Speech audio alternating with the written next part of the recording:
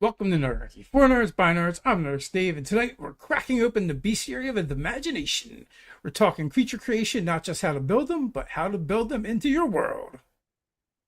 And I'm Nerdarchy Ted. Get ready to unleash beasts born of lore, logic, and a little lunacy. From sky krakens that feed on arcane storms to goblin pit bosses running illegal fight clubs, we're diving deep into the DNA of truly unique monsters.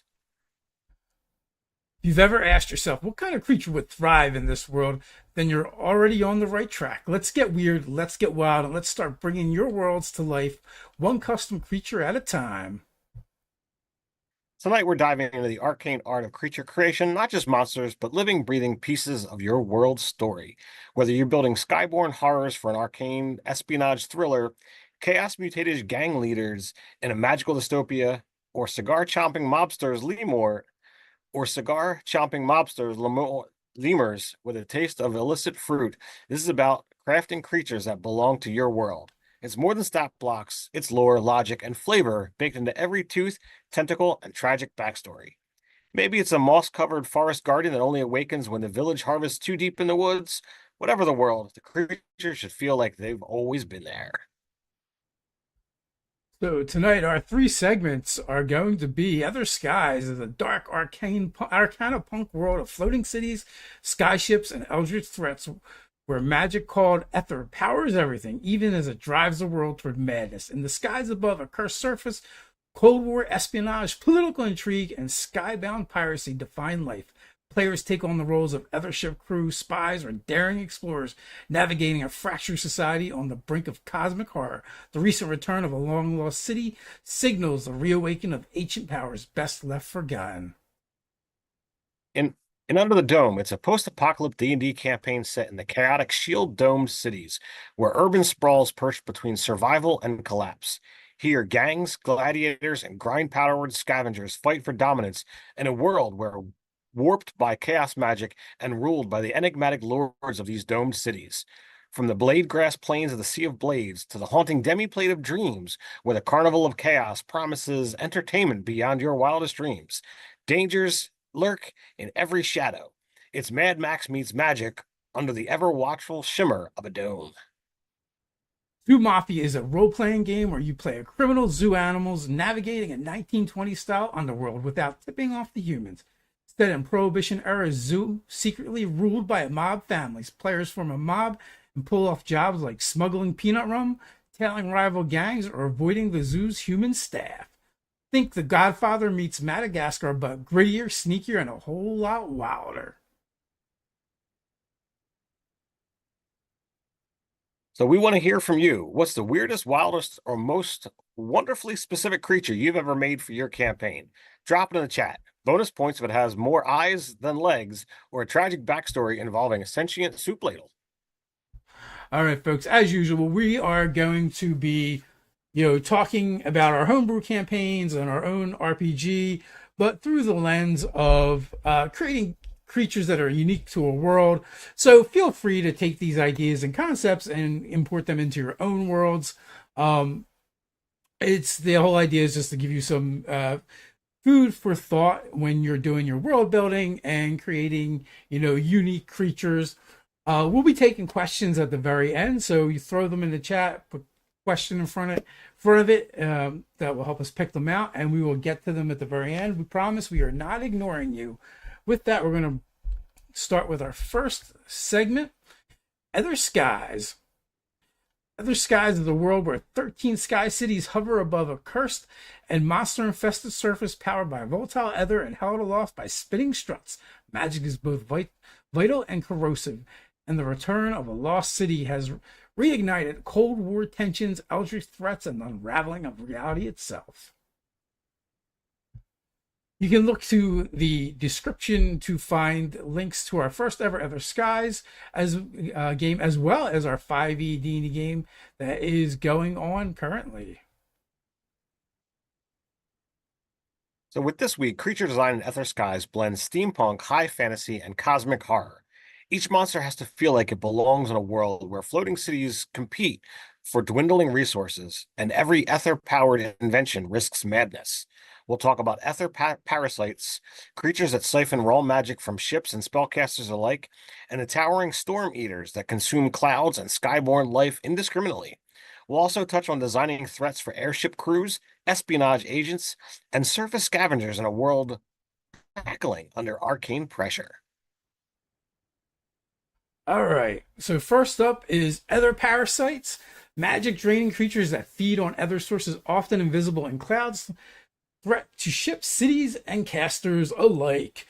All right. So in my very first campaign of Ether Skies, I introduced something called Ether parasites, also nicknamed Strut Strikers, because while they're not really harmful monsters or creatures in the world to most player characters, most species, most creatures in general, because they feed on raw ether and they're attracted to sources of it.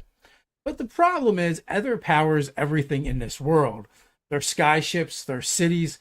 So in great numbers, these can start draining these power sources. So they're more of a nuisance, right?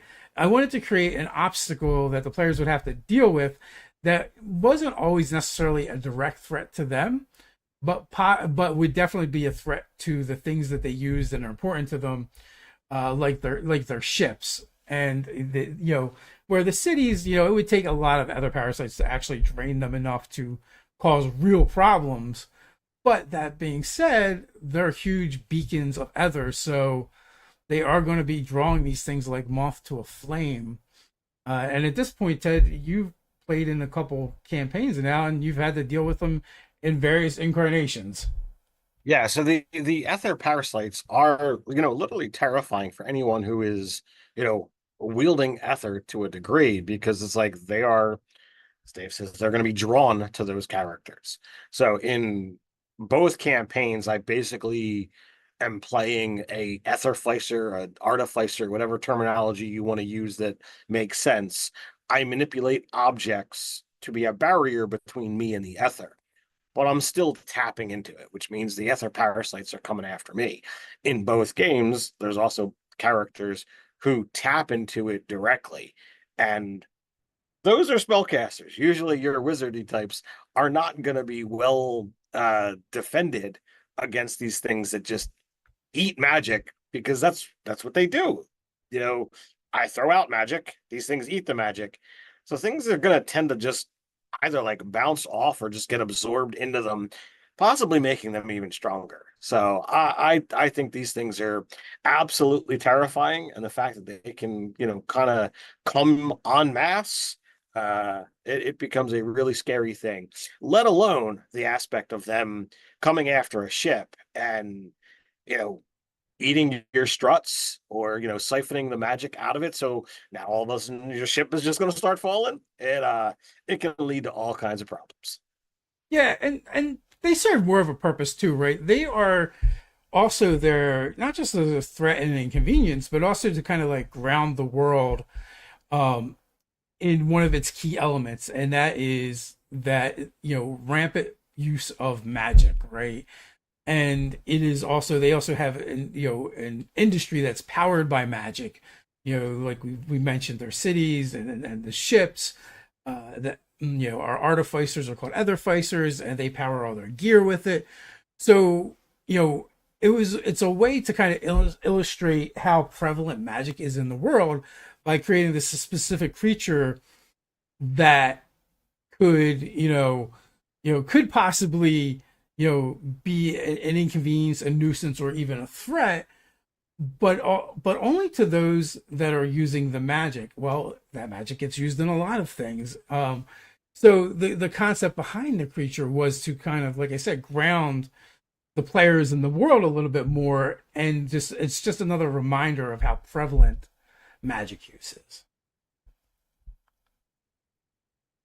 And when you've got magic, ingrained in society, I mean, it's literally holding the cities up. It's, literally a aspect of, how just about everything is done.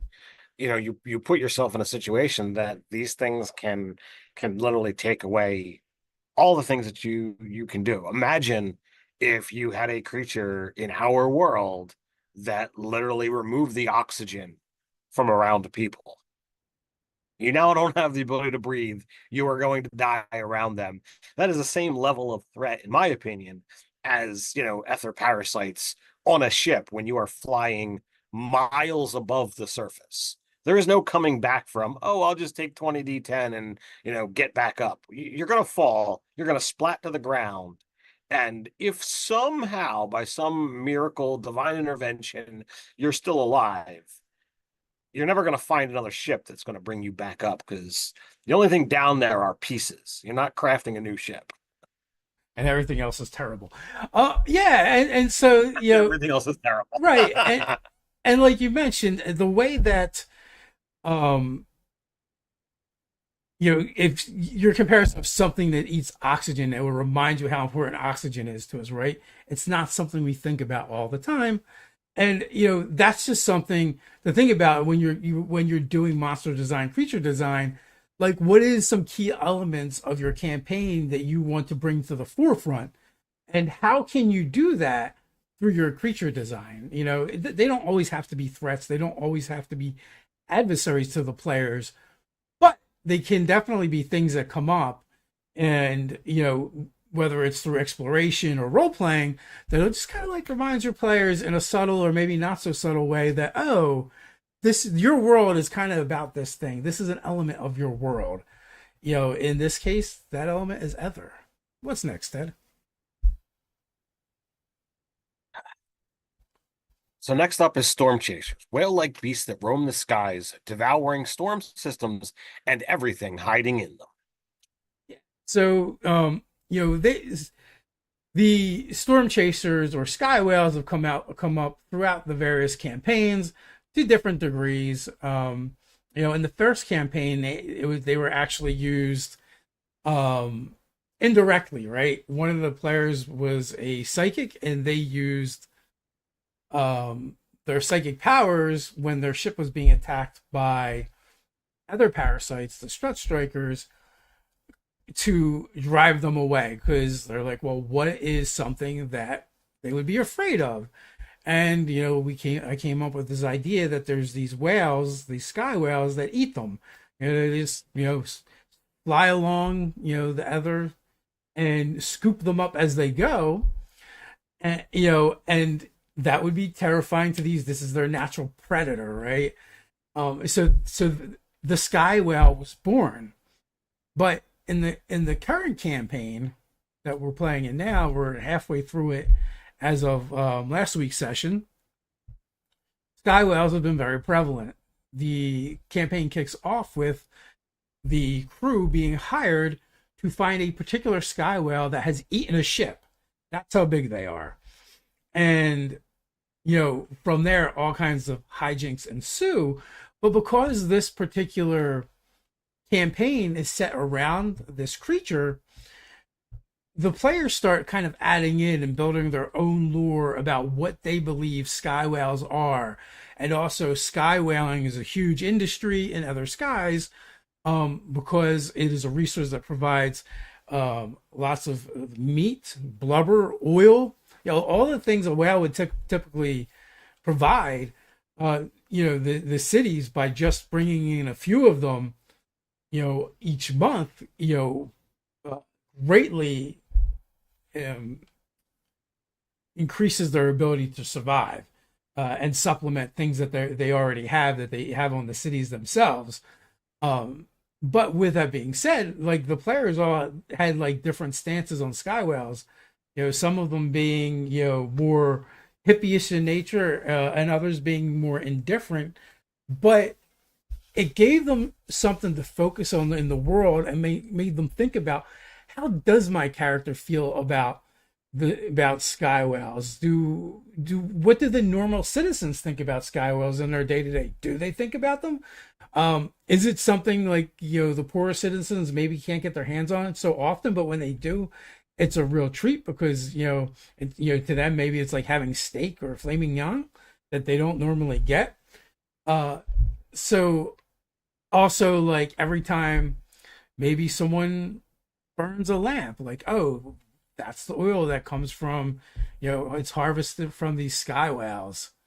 And then, the other side of it is that they create interesting encounters in the sense that they're not really hostile creatures, but if you were to find yourself amidst a pod of them, they could cause a lot of incidental damage. And also, they probably are beginning to become a little bit more wary of travelers since they get hunted as well. So they're going to try and defend themselves. And like one of the cool, fun things about the sky whales is they're called storm chasers because they do exactly that, because they like the lightning. It doesn't hurt them. They're immune to the lightning. And scholars and sages speculate that they like the way it tickles when it strikes them, which came up in like one of the very, like, I believe the second session, when one of the players is like, I want to cast lightning bolt at a sky whale. And I'm like, your character would not do that because it is not going to harm them and they actually like it. So since we're talking about, from a design perspective beyond just talking about what the creatures are, you mentioned, being in a pod of them. So if you're not looking for a combat scenario, but maybe a skill challenge or a hazard, navigating through some kind of creature is absolutely something that, is a thrilling and fun aspect that, D&D really excels at. So you've got sky whales that can do that. On the other side is there's also, layers of intrigue, mystery, lore, and magic that is absolutely going to be tied to a creature, like a storm chaser. Okay, lightning, you just mentioned, they're immune to it. All right, why are they immune to it?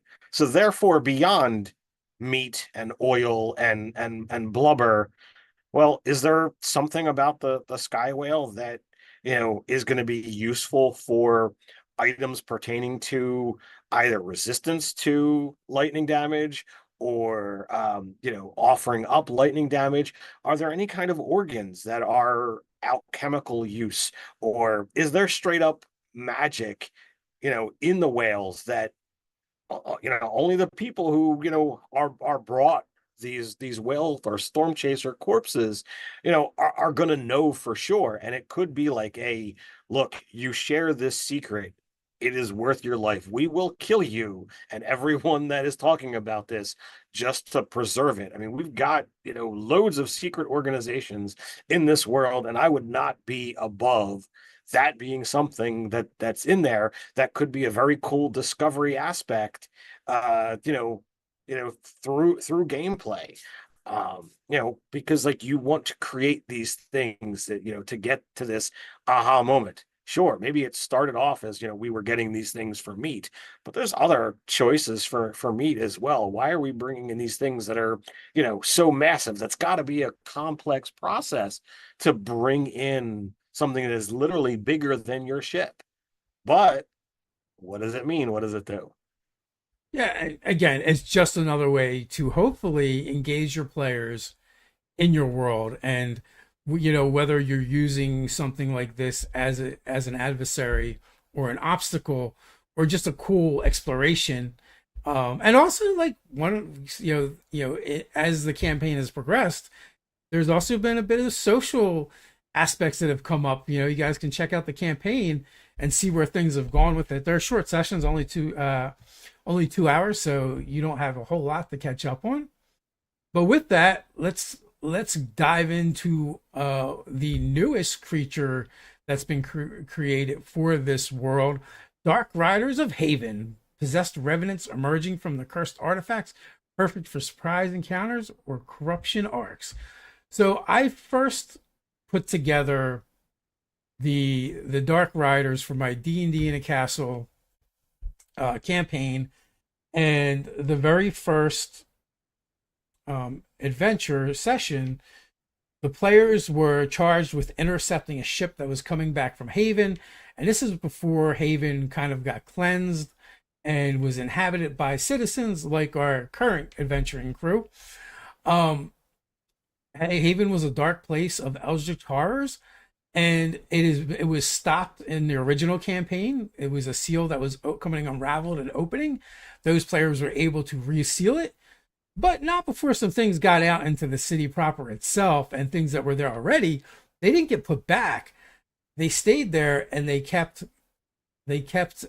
conspiring on how to open those portals back up, break the seals, and get out of Haven.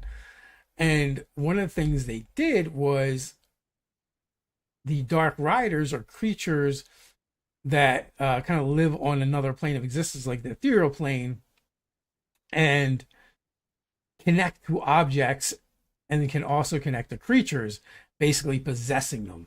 So, normal people begin mutating and become these crazy aberrations, super powerful, that are just want to spread more of their own so they can get back to the city and open those seals and let their masters through. Again, like, this particular monster ties to the theme of the Eldritch horror of the world, and the fact that there is something beyond this world that wants to get here and is malevolent and does not have good designs or intentions for the world of Zontera. And the awesome thing was, the one player happened to be playing a blood hunter, and it's the whatever the ghost subclass one is, and they have the ability to see into the ethereal plane. So something that I thought was going to be a discovery over time almost happened immediately, because one of the first things they did when they encountered the ship coming back was they used this ghost sight, and they could see all the dark entities, all the dark creatures crawling all over these goods, and then they realized that the crew had actually been taken over and was possessed. And it's a fun horror element too, that you can reveal all of a sudden, like happened in that game, not by design, but by players doing player stuff, or throughout the campaign, slowly, maybe people the players have been interacting with and have bonded with, and their friends or even family, all of a sudden they become corrupted by these dark riders, and then the players, have to face these dark versions of people they once cared about. What do they do? Do they hold back? Do they try and capture them to see if they can cure them somehow? Can this thing be purged from them? And in the current campaign, we are looking at another iteration of that. At least my players are seeing another iteration of that and dealing with it, which has been fun for me to kind of explore in another way. I don't want to give it away in case you guys do want to watch the campaign. Within, I think, the second or third session, you kind of get the gist of what's going on there. But it was just a way for me to take a monster that I created for that other campaign and go, okay, how can I use it in this campaign, and have have these players explore it, and also kind of get a feel for the dark underpinnings of this other place that is still trying to break through the seals. It seems like, these things are a, very fun and unique type of undead. And, I applaud, the design, because, like, I feel like there's only so much that you can work with undead. And I feel like I've tried, stretching my mind, and while I'm proud of my own creativity, undead is not something that I've been able to, like, scratch the surface at and make something that I feel, oh, this is a great, form of undead to add to this particular world. Um, so, like, as we kind of dive into these, settings, I really have to, like, scrape through the lore to come up with, well, what types of new undead fit this place and fit that place. So tying something to Haven and these items, it's like, all right, this is really neat and intriguing, because it can come from, all right, well, do we need to slaughter these things, or is there a way to, like, set them free? Do you destroy the item? Do you find a way to, like, remove their curse and allow their soul to go free? Like, there's so many different, avenues of approachability, since D&D, sure, it's a base combat game, but it doesn't have to be. You've got a puzzle element to it, a role-playing element to it, and a combat element all to it, and it's one type of creature. So if it being a new type of undead blows your mind, then you're gonna really probably appreciate this. They're not undead; they're aberrations. They are Oh, they are okay. dark entities from this other world, from this other plane of existence where Cthulhian horrors uh, Okay. live, and in a way, it would very much feel like undead because the things that they take over are no longer what they were before. Um, you know, in the current iteration, it's a little bit different because of the hosts they have chosen. Uh, So are they undead aberrations, or is that like they're not undead at all? They're just aberrant spirits? they're more like aberrant spirits, right? So I like Um, to think of when I think of Eldritch horror, especially like Cthulhian type stuff. mhm. Like Cthulhu, his malevolence exists on a level that like mortals can't even perceive, and not only that, like things from that ethos from that world, they may not even perceive you. Like you're beneath their notice. Right, And because they're multi-dimensional, they exist in many places at once, right. and that's kind of the concept of these things. Well, they're able to push off a slither of their existence to this realm, separating from themselves and imbuing it into you know native beings of this world and objects in order to affect and in essence infect the world. So if your airship got swarmed by invisible magic eating parasites mid-flight, what will your crew do? Fight, flee, or feed them something worse?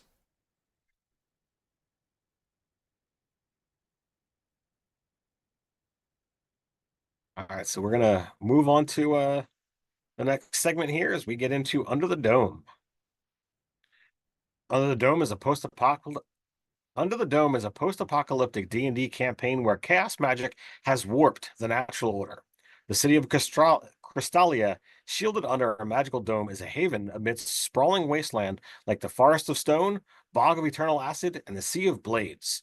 Societal order teeters between elite barons and the spires, and gang-fueled survivalism below.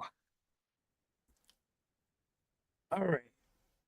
How this week's topic applies to Under the Dome? The setting is a crucible of monstrous evolution. Here, creatures aren't just foes; they're byproducts of a world broken by magic. Crafting monsters for Under the Dome means creating beings that reflect environmental horror, social decay, and magical mutation. Think less orc with axe and more sentient pit of teeth grown from an abandoned gladiator's helmet. So there is a lot that I could get into here with Under the Dome.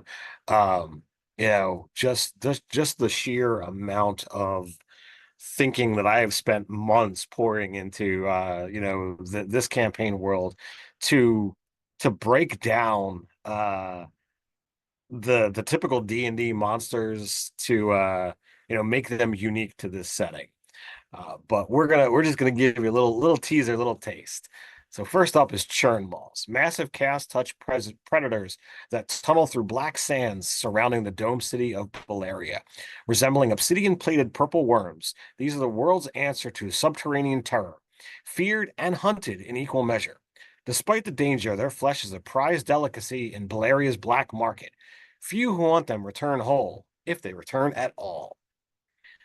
So I love worm creatures, and if you see things like Dune and the like, I feel like these things fully embrace that concept, the terror of the sands shifting below you when you leave the Balearia.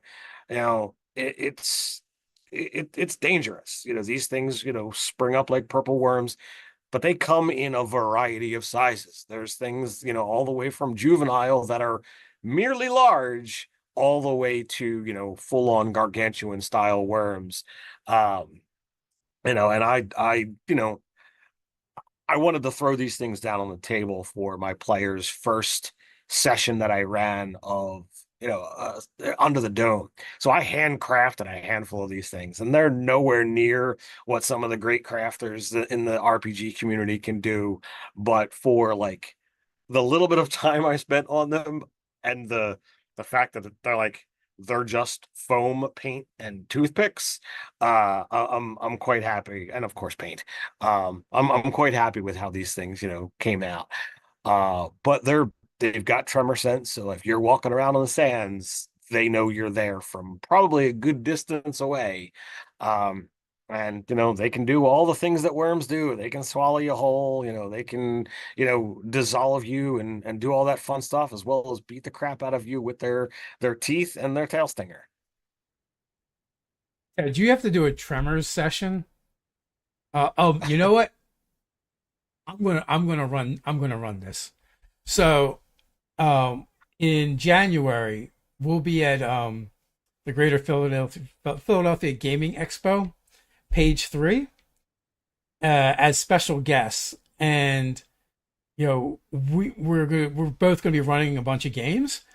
One of the games I'm gonna run is gonna be Tremors. I'm gonna run Tremors, and it's going to be like baby, but it's going to be baby churn malls, right? And I totally want to run it in an area where maybe they're not normally found, or maybe someone wanders on, like, one of the spawning grounds where they drop a bunch of larvae, they move on and never think about it again.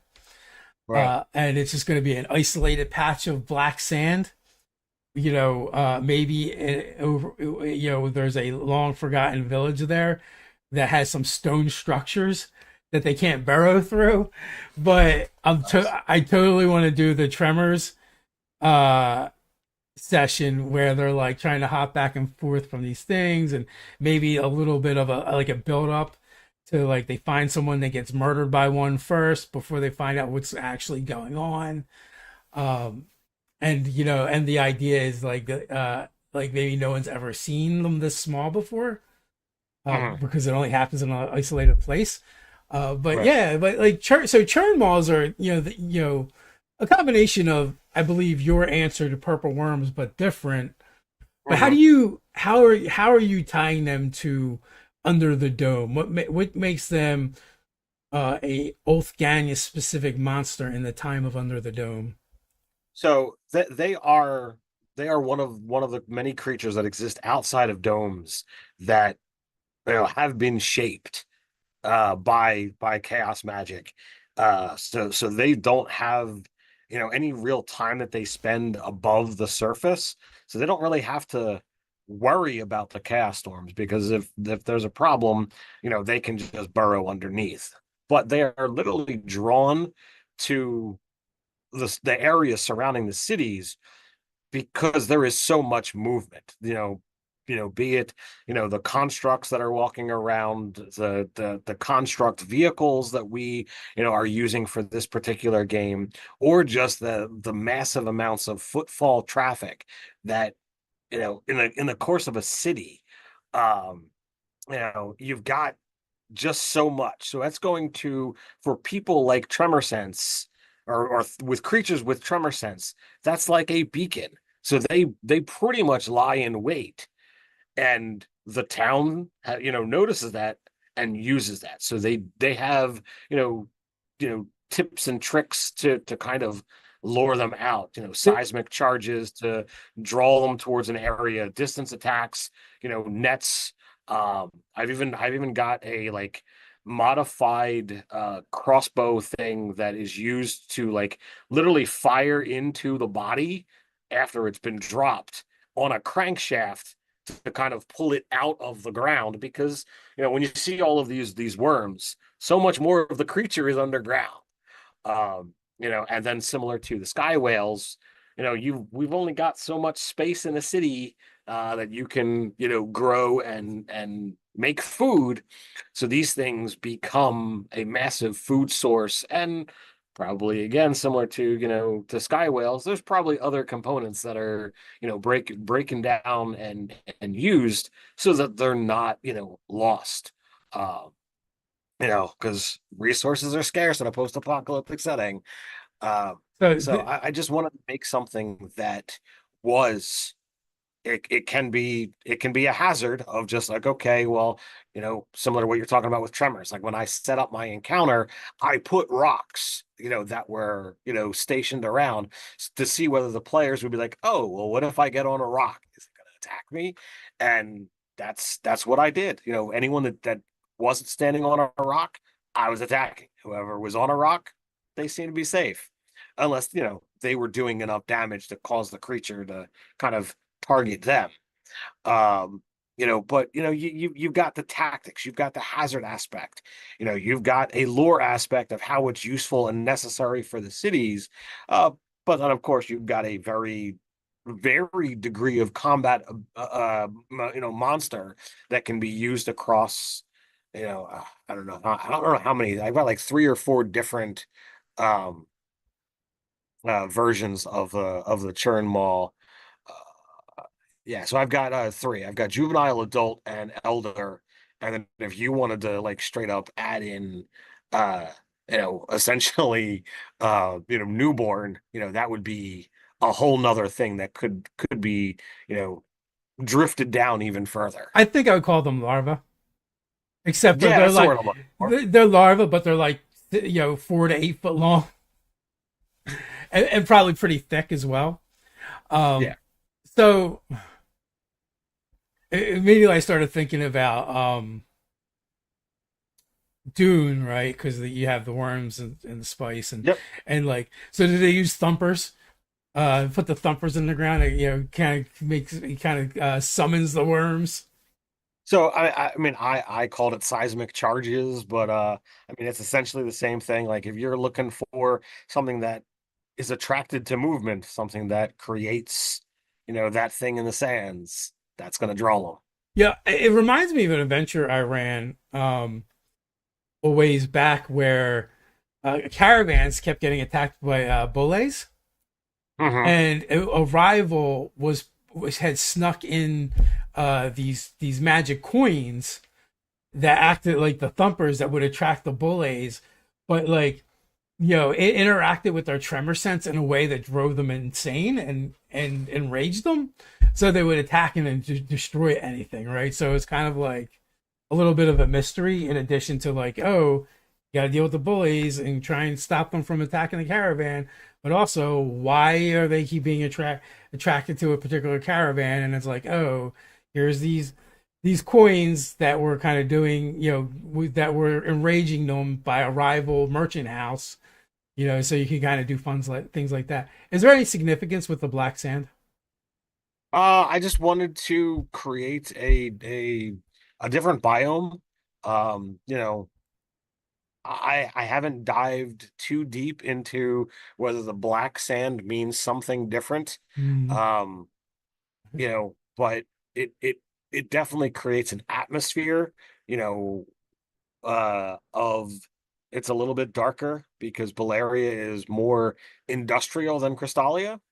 Um, so I don't know whether it has to do with the smoke laden city, whether it's just that's how the chaos storms have shaped the area here. Or I the know that I've got inventions that uh, basically operate only on black sand. So like I've got basically like hover boots that like basically operate like ice skates, but instead of like skating on ice, you hover over the black sands. So those sand is like charged with different energies, but I haven't examined it from an alchemical standpoint yet to find out, what it would be done for other cities. Because outside of Baleria, there is like, umpteen metric tons of this black sand. Nobody's dug down to see whether it resorts to something else below it. Um, so I believe earthworms, not only do they travel through the earth, but the earth travels through them. uh-huh. Um, and like, what if the black sands is actually a byproduct of churn malls? That makes a lot of sense, and I love it. Like, there's been so many, like they've been here for so long, and so many of them And Hmm. as they breed and kind of extend their territories outwards, like so does the Black Sands. That could be a cool mystery for characters to try and solve, if they were so inclined. So next up, we'll go from one of Ted's creations to one of my own, and that is the Nibblers. Large, fuzzy chaos mutants are often underestimated for their fluffiness. However, they're fiercely territorial and possess innate grind tech savvy. Leaders like Razzle and Jaws chew on stogies and run outlaw trike gangs like the Fuzz Boys. Their dust bath hideouts and notorious bad attitudes make them the perfect reoccurring foils for urban or vehicle based mayhem.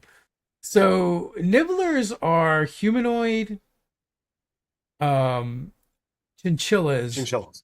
that are like probably range like 5 to 7 foot tall. They're big and they're huge, but most of it is fur. They're very fluffy, except for like their muzzle and around, like a little bit around the eyes and their hands, which are covered in scales.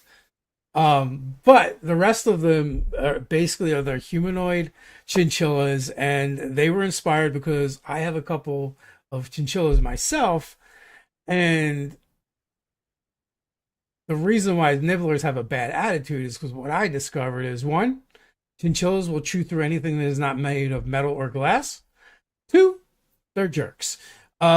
Literally, like one chinchilla would be climbing up the ladder, and the other one would be on the other side trying to flip them off of it because they have like little hands, and he would grab it from either side and literally just try to flip it to make his brother fall off. So I'm like, yeah, I think this needs to be a thing, and because chinchillas they don't bathe like other animals; they roll in dust.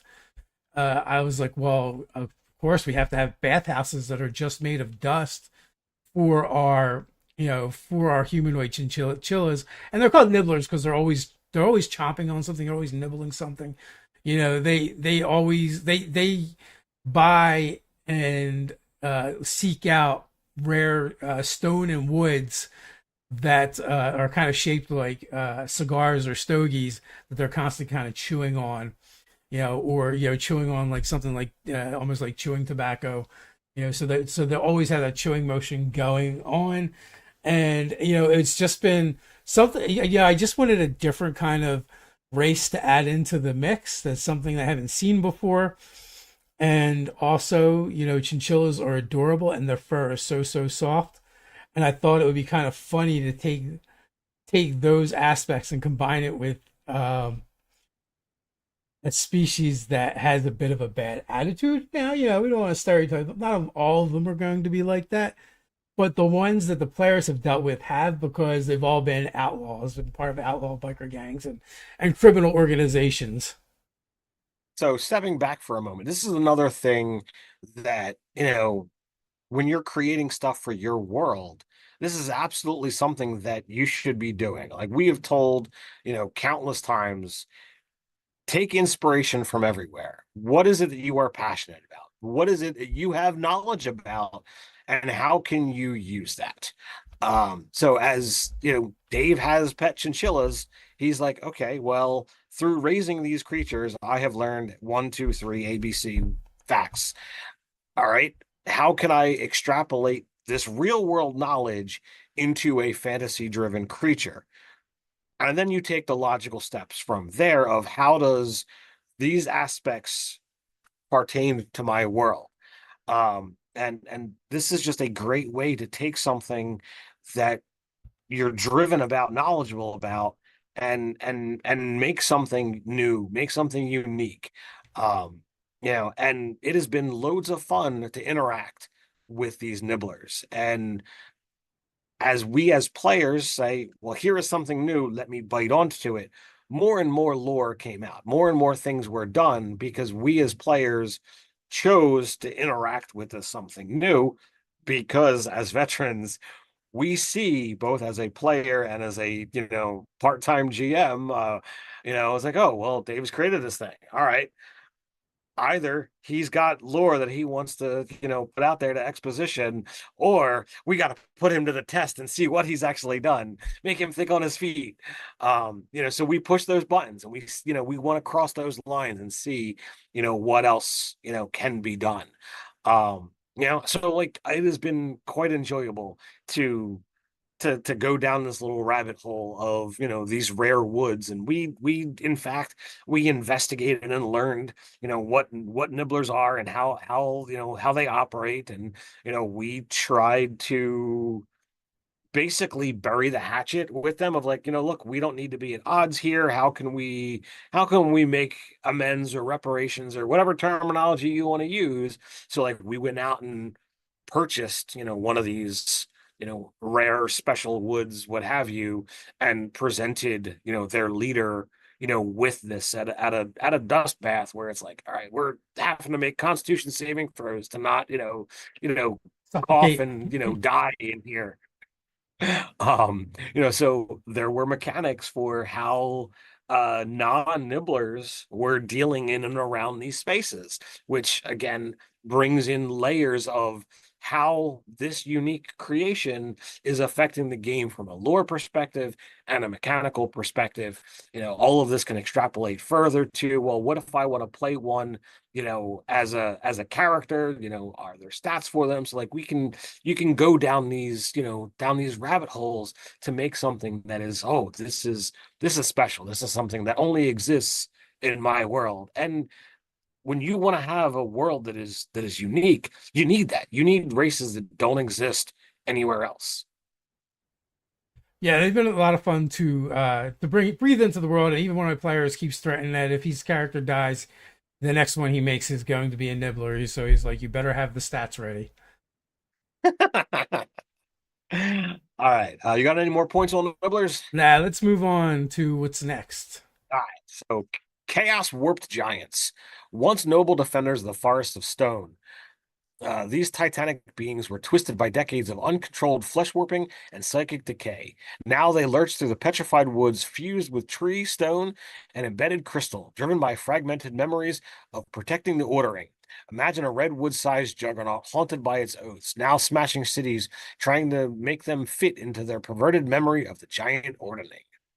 So yeah, so you kind of kicked this off. Well, I guess that's not wholly accurate.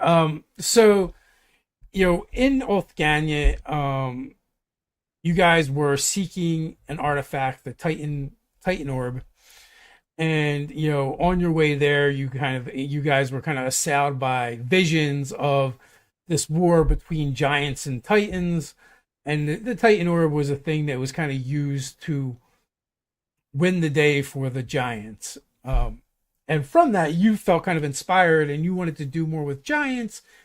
And we kind of got you threw some ideas out there, and I threw some ideas out there, and we got to talking, and like, well, let's not do just typical regular giants. Matter of fact, they'll exist in our world, but they're actually the mutants, because all the giants have been warped and changed, and now they're kind of their own unique thing. So we have these chaos warp giants, right? And there's going to be different varieties of them, but and they all are trying to follow the version of the giant ordering that they remember, right? And that's told through their histories. Except for a monkey wrench gets thrown into the works, because occasionally your typical D&D giant will be born, and it won't be chaos warped, and it won't resemble any of the new tribes of giants. It'll be a hill giant or a stone giant, storm giant, whatever. Even the least of these giants, the hill giant, the weakest, the stupidest, in the eyes of chaos warp giants, they sit above them in the ordering, right? They still would follow the ordering as it is, but because there's so few true giants, that it doesn't matter what they are, they're just going to be like, oh, so you could encounter all these really powerful giants that are chaos warp giants, and it could be a particular tribe or many tribes, all under the rule of a hill giant, which like the weakest of the chaos warp giants could defeat them and usurp them if they wanted to, but because they follow this this divine calling, the ordering of the giants, they would never even dream of doing that. You know, therefore, the hill giant is actually in charge. Heck, maybe even an ogre would be in charge. So in the lore that I have, I've taken the concept of giants and their warping has basically turned them into far more elemental creatures than what the D&D aspect. Like we have fire giants, and it's like, okay, they're a giant and they have access to like fire and what have you. You've got storm giants who wield lightning. Well, in this version, while they're still giants, they are more in touch with the element that actually exists. Um, so I've only got, two here, prepared, but uh, pyroclastic titans, the walking volcanoes.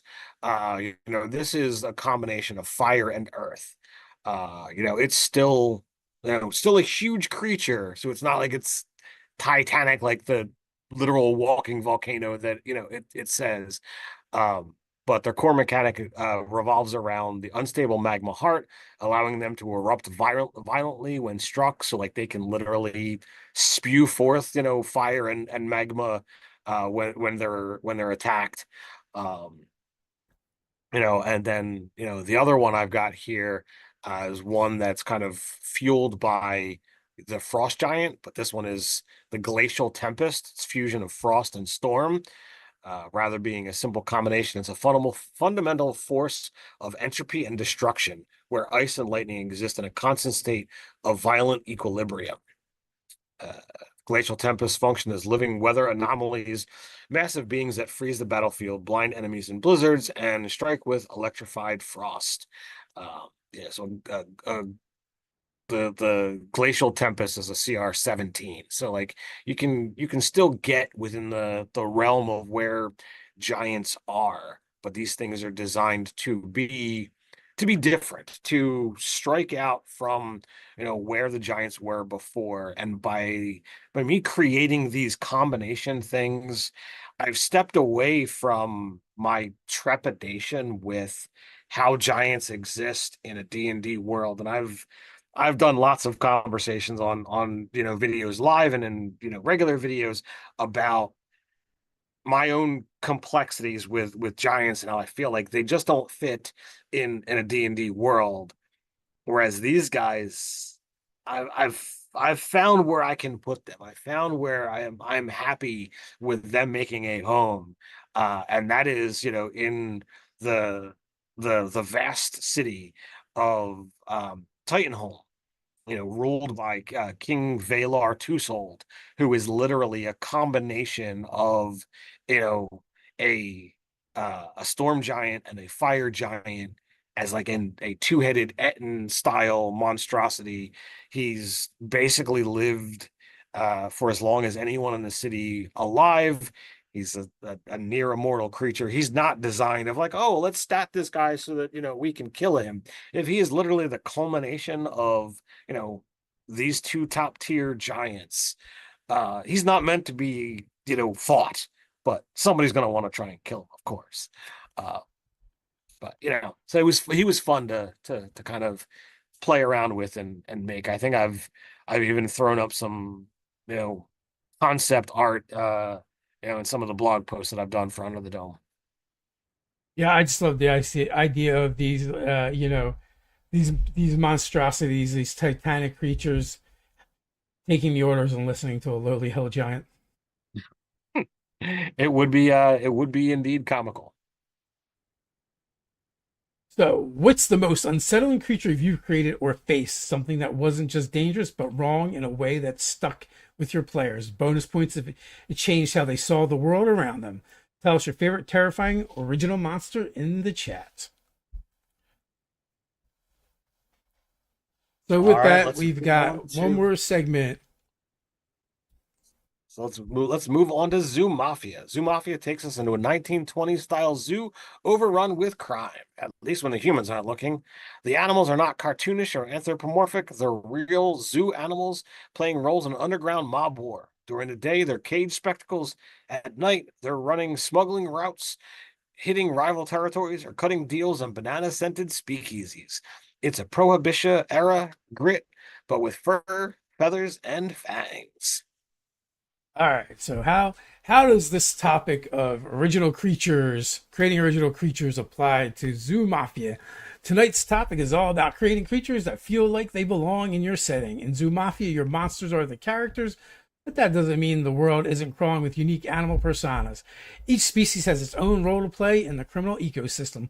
Creature creation here is less about building monsters to fight, more about crafting memorable allies, rivals, and unpredictable wild cards in a living, breathing zoo underworld. We're not talking about monsters in the traditional sense. We're talking about mobsters with claws. A gator enforcer named Ali who fights with brass knuckles. A rhino bruiser with a barbed wire bat. A koala paparazzo with dirt on everyone. These aren't just fun characters, they're creature designs that deeply intertwine with narrative and tone. All right. Speaking of said rhino and alligator, we're going to start with our enforcer archetypes. Ali and Big Rene, Capone's enforcers, are brutal, terrifying examples of how a zoo animal becomes a boss battle with thick hide and heavy melee damage. They're more than muscle, they're obstacles that you have to outsmart unless you want to be flattened. So, enforcer archetypes are something that we use in Zoo Mafia. They're not quite on par on the level of a uh, mafia boss, but they're pretty strong, and they're meant to challenge the players, and they know when they say when the zookeeper mentions the enforcer tag that they're going to be in for a tough fight. These are going to be tough opponents. The aspect of, especially like early on in the game, dealing with enforcers are really tough because they're going to shrug off damage. Potentially 1 to 2 points of damage in a system that doesn't really get above three, or much above three, is a serious struggle to put a hurt that's lasting, on these type of characters. And when there's no gaining more hit points, there's no, oh, let me just every few sessions stack on more damage. You really have to dive deep into your limited resource pool of, markers or, something to really bring something like these guys down. And we've always, when we've fought enforcers, it's been a fight that really requires a combination of resources, tactics, and good luck with the dice. Yeah.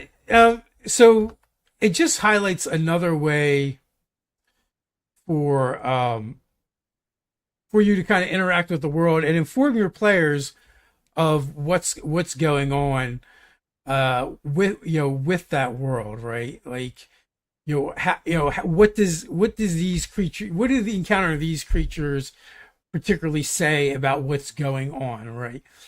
Just because they do have heavy combat implications doesn't necessarily mean there has to be combat, as in with all role playing games. You can always interact and try and negotiate and come up with other solutions. A lot of times enforcers are also portrayed as being a little mentally slow, but that doesn't always have to be the case. Because just they can be a bruiser and educated as well.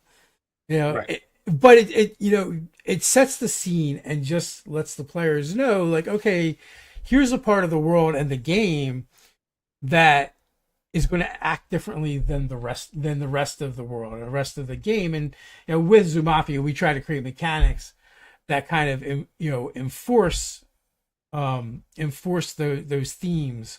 And you can take that same concept into your own games, whether it's Zoo Mafia or whether you're playing your D&D or another game, right? You can create mechanics to inform the players of what's going on, right? Like, for instance, if you have unsettling creatures that make them feel uneasy when they're around them, aka perhaps a fright effect, right? But it's just another way to, like, drill down on, like, what is this creature doing in the world, so that your players can interact. So when I look at things like, these enforcers, we we really love player agency. And in a game like Zoo Mafia, where sure, there's going to be rumors and not everybody's going to have heard every little thing, this is a thing where you could reach out to your player or to the players and be like, okay, tell me something that you know about, you know, Enforcer Ali or Ali Gator, as he's called. And let the players like, oh, well, he killed so and so, or, he survived, an attack by, this other group here. Yeah, and it really allows the players to kind of collaborate and make a cool story that is going to then allow them to understand the level of how tough a fight this actually is, and give the players the chance to truly buy in on what these characters are meant to represent. And I feel using enforcers, it's a good thing to be like, okay, well, I'm going to throw them out there, let them be this intimidating thing in the beginning, and give the players over the course of a campaign the tools to be able to bring them down. That is always a fun mini arc for players to be like, okay, this guy was a thorn in my side, or I was terrified of, and now I get to defeat them and win. And it's not just, oh well, it's the boss. Like this is somebody that is different than the boss. This is the one that, like, sure, I fear Machine Gun Otto, but Big Renee could be just as much a problem to me because it's Big Renee. For sure. What else? Where else are we going next, Ted? All right, so next we can look at the concept of a player inconvenience. The archetype where we have like Outback Alice, a nosy koala journalist who snaps incriminating photos and disrupts your jobs. She's not a villain, she's a chaos factor, a social monster who attacks your secrecy instead of your health bar. So you've got this thing that sure, you can just go and wipe it out, but there's always the chance that another journalist is just going to step in the way. So you've got something that is a hazard, a social hazard, but a hazard. You've got something that is a cool role playing thing. And on the channel, I think we've done a couple of times of Runaway Rum, which is the adventure that is in the quick start rules that you can find over on the website. But we've run it offline numerous times. Dave and I have run it, more times than I'm, even wanting to try and count at this point in time, because this has been the showcase of the world, because it sets up a lot of different fun things. And the element of Outback Alice is, how are the players going to react to these elements of discovery? That, all right, you've been caught. Are you going to try and just destroy the evidence and move on? Are you going to try and negotiate with her? Are you going to try and blackmail her? Are you going to try and threaten her? Like, there's so many different angles to look at. So when you're making this player inconvenience, this social thing that's there, you want to try and make things that are going to test your players and see what is their creativity for dealing with this inconvenience. Do they just want to wipe it out? Do they want to, use their plethora of skills to find a creative solution? And I love, players who come up with creative solutions, because it sends my brain in the directions that I hadn't thought of, and I love that. Yeah. So this concept of this inconvenience archetype, right, is also a bridge. It doesn't always have to be, but I feel like a lot of times it will be. And what we're bridging here is the criminal elements of the Zoo Mafia and the kind of normie, regular citizenry of the Zoo Mafia settings, where they're not in the know, they're not criminals, they're not part of that world. Where Outback Alice is perfectly designed to bridge those two things, because she wants to get the story. She wants to get the scoop. She wants to tell people what's going on. And therefore, she makes a great bridge between those two worlds. And it's also inconvenient because more than likely, you also don't want the normies, not just the humans, but the normie animals, to know you're a criminal, because there is other consequences. You have the Claw Patrol, which is like our feds, and you have the Paw Patrol, which is our, or the Fuzz, which is our normal kind of like beat cops and law enforcement, right? So you still want to maintain your anonymity as a criminal and not get caught up in the Zoo Mafia justice system and be dragged before the courts and go to prison, whatever that looks like in a zoo, um, for doing these crimes, right? But there could be other these inconvenience archetypes as well. They come up a lot actually in our games as our NPCs, as characters that have been created by the players. And oftentimes our zookeepers, whether it's me, Ted, or someone else who's running a game, will be like, "Hey, give me a character that you're connected to who is not a criminal," right? And they all take on this player inconvenience archetype because, for whatever reason, they're not part of your world. And you have to come up with as a player as to why. Is it because they don't want to be? They're uninformed. They don't know about that part of that aspect of your life, or is it you're trying to protect them from that aspect? While you think it's the right move for you, you may not think it's the right move for your kid brother or kid sister or whatever. So it's a problem that you have to deal with, that you just can't use a stick of dynamite, a Molotov cocktail, or a set of brass knuckles on. It's going to require a bit more tact than that. Even the example of Outback Alice, yes, there are criminal ways to get rid of Outback Alice, but does it, in the long run, does it create more problems than it solves?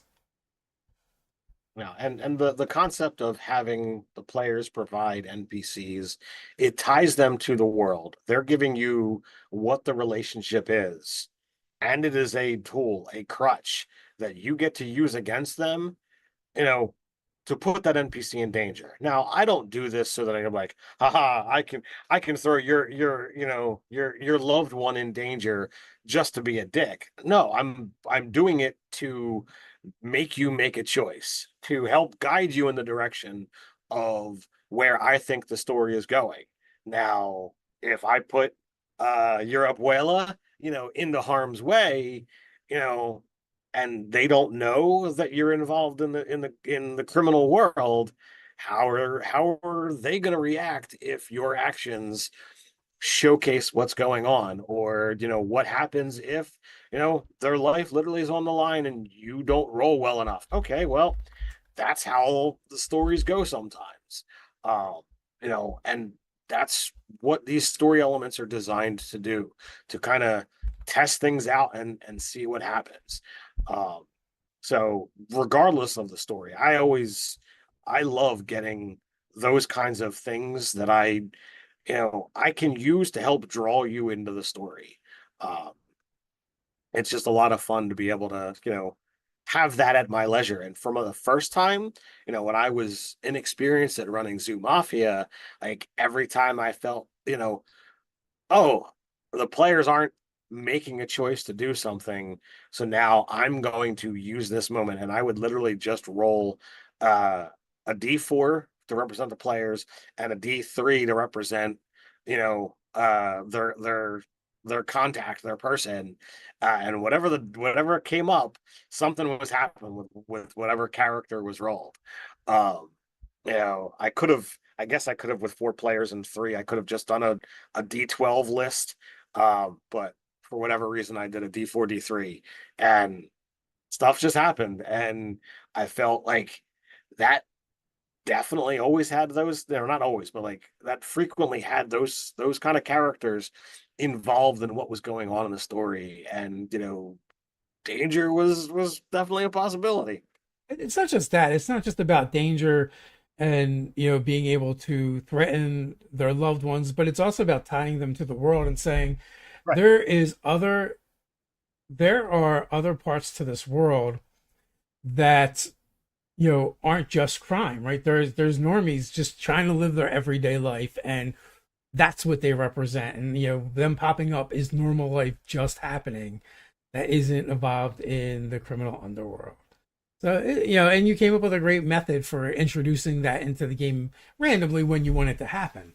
So, last up, we have henchmen archetype, such as our monkey mooks that have showed up a lot. They're simple, 1 HP, armed with revolvers, and always in twos or fours. Their danger comes from numbers and timing. They're the mooks you love to hate, especially when they chase you on golf carts through the zoo. So, a mook or a henchman is just a low level, character, which you could actually do the same for law enforcement as well when that comes up. But it's a way to represent a lesser threat in the game, and also to kind of enmesh a bit of a caste system within the different societies, right? Of mechanically, right? We have bosses, we have enforcers, and then we have mooks. And mooks by themselves aren't really a threat to you. They can be a threat in numbers, or in the sense that they can alert other people to what's going on who are more of a threat. I feel like they're more of like a pressure gauge, right? In the game, to be like, okay, here's a little bit of pressure to give the characters. If you don't deal with this quickly, it's going to build and get worse. Or a warning sign of like, oh, you know what? A couple mooks just came around the corner. What are you going to do? Because while they may not be a danger to you, they could alert others that are, or the authorities, or draw attention to you that you don't want brought to you. And like in all those instances, they've kind of come up. They've come up as minor threats the players have dealt with. They've come up with as NPCs that were inconvenience, but definitely adversarial at the same time. Where like, hey, you owe me money, kind of deal. What are we going to do about this? Where it could turn to violence, but it doesn't have to. Just that kind of tension and creating that kind of a scuffle might draw unwanted attention, like from law enforcement. So the element of, they're not going to be the ones to bring you down, but there's essentially, with the hand wavy aspect of the way this game is designed, each mobster basically has an unlimited number of mooks. Like, you're never going to wear him down and just be like, oh, I don't have any more guys to throw at you. What do I do here? Unless like some drastic element has been done of like, oh, well, I blew up, every building that, is under your control, and therefore, your people couldn't be anywhere else. But that would let the humans know that something's going on, and Yes. breaks all the rules. So like you've got, these elements to look at. And from a mechanical standpoint, they're really great. They're a nice, little tester to see, okay, well, especially with new players, how are you going to handle this style of combat? These guys only take one shot, one bullet, one punch, what have you, to go down, but there could be a lot of them. And if you put too many all at once and the players start rolling like crap, next thing you know, their health meter's dropping pretty rapid, because there could be a lot of these things. So it tends to be fun and a good tester. And we all have to have our kobolds, our goblins, our things that die super easy. So with this, the mooks, make a lot of sense. And they don't got to be monkeys. They can be, they can be finches, they can be pigeons, they can be, I use otters for machine gun auto, um, but you can use whatever you feel fits, whatever mob boss you're using. Yeah, and they also serve as a little bit of a ego boost for your players, right? Because they can take a lot of them out fairly easy and make them feel Yep. better about themselves. It's a great concept that I first became aware of when we started playing fourth edition Dungeons and Dragons, and they had minions, and the minions would get more powerful, but they always died when they took a point of damage. So it also makes for like more thematic and cinematic style combat. So they're great in that regards. All right, so what's your favorite animal for a mob boss? It is a snake with a silver tongue, a gorilla in pinstripes, Let's know which beast you'd fear or follow in the zoo underworld. All right, as promised, we would get to a Q&A at the end. So far, I only really saw one question per se. Um, Mitchell and RPG Grandma have been chatting away, but Mitchell had asked for a quick and dirty. What is Zoo Mafia? So Zoo Mafia has the tagline of "Go wild, do crime, but don't let the humans catch you." You are a zoo animal in the 1920s, 1930s Prohibition era of the USA. And it's like a Secret Life of Pets thing. During the day, you're a normal zoo animal. At night, you are committing crimes and trying to get made into one of the three crime families. You have Al Capone, Carlo Hambino, and Machine Gun Otto. We've also introduced other bosses as we go, but they're the three primary ones that we came up with. There's dice that represent each of them. And one is considered your ally, one is considered neutral, and one is considered your enemy. And the reason for that is the zoo is technically only big enough for two crime families, and there's three. You're trying to get made into one of them, preferably one of the ones that don't have to go from the zoo. And you can get the quick start rules on itch.io, DriveThruRPG, and even our own website for free, and check them out and see what you think. And there's articles up on the website where you can check it out as well. It's a very fun and fast game. Combat can be quick and deadly in it. It is much faster than combat in D&D. Oh yeah, completely. So with that, it is 9:16, and I don't see a lot of specific questions or whatever. We both have day jobs that were very long today. It's getting hot, and we work in warehouses. So with that, all right, folks, that's a wrap on tonight's dive into creature creation across wild worlds and weirder stories. Whether you're crafting skybound monstrosities, chaos spawn nightmares, or cigar chewing zoo bosses, we hope you're leaving with some inspiration and a few new creature quirks to unleash on your table. Thanks for hanging out with us. Your ideas in the chat were killer as always. Keep those creative fires burning, and remember, whether it's a stat block or a story beat, every creature you create is a chance to make your world unforgettable. You had fun tonight. Hit that like button, subscribe if you haven't already, and ring that bell so you don't miss the next one. We've got more world building madness coming your way. Till next time, stay nerdy. Stay nerdy.